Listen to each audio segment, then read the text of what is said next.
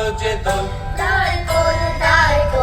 ওরে গৃহবাসী দোল লাগলো যে দোল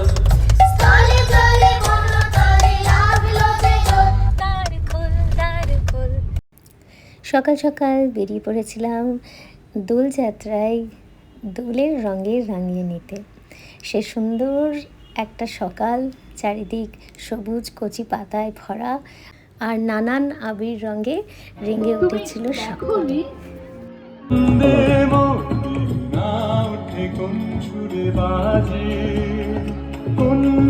চঞ্চল ছন্দে মোর বীণা ওঠে কোন সুরে বা।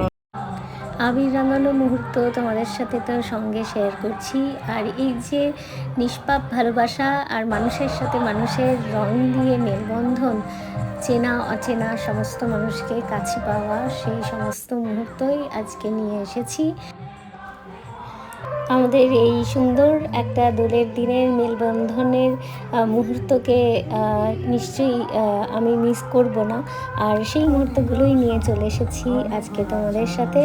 আর এটা ছিল আমাদের দুর্গাপুরে, এখানে বিএল টাউনশিপে একটা সুন্দর মুহূর্ত, সুন্দর একটা অনুষ্ঠানের আয়োজন করা হয়। সেটা আমরা ভীষণ ভালোবাসি, সেখানে যাই প্রত্যেক বছর। একই রকম হলেও যেন এটাতে না গেলে মনটা খুবই খালি লাগে।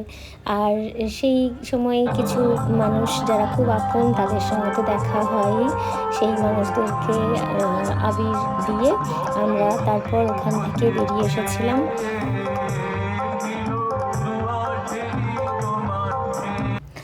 আর আবির মাখবো, আনন্দ করব, আর তার সাথে ফটো শ্যুট হবে না, ভিডিও নেওয়া হবে না, সেটা হয় না।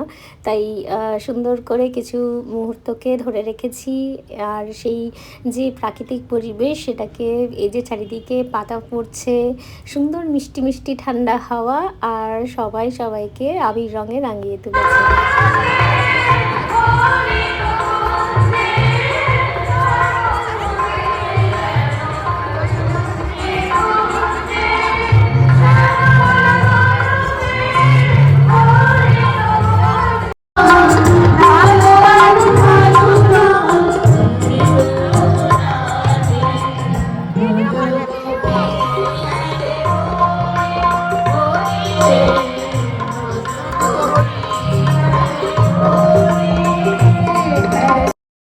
সেই মুহূর্তগুলোকে সুন্দর করে এনজয় করে চলে এসেছিলাম লাস্সি খেতে। আর দোলের দিন আর লাস্সি তো খেতেই হবে। তারপর সারাদিন ঘোরাঘুরি, আনন্দ, এই সমস্ত কিছুর পর প্রচণ্ড খিদে পেয়ে গেছিলো, তাই গেছিলাম একটু লাঞ্চ করতে। লাঞ্চে প্রথমে স্যুপ অর্ডার করেছিলাম, আর তারপর মেন কোর্সের খাবার আস্তে আস্তে আসছিল।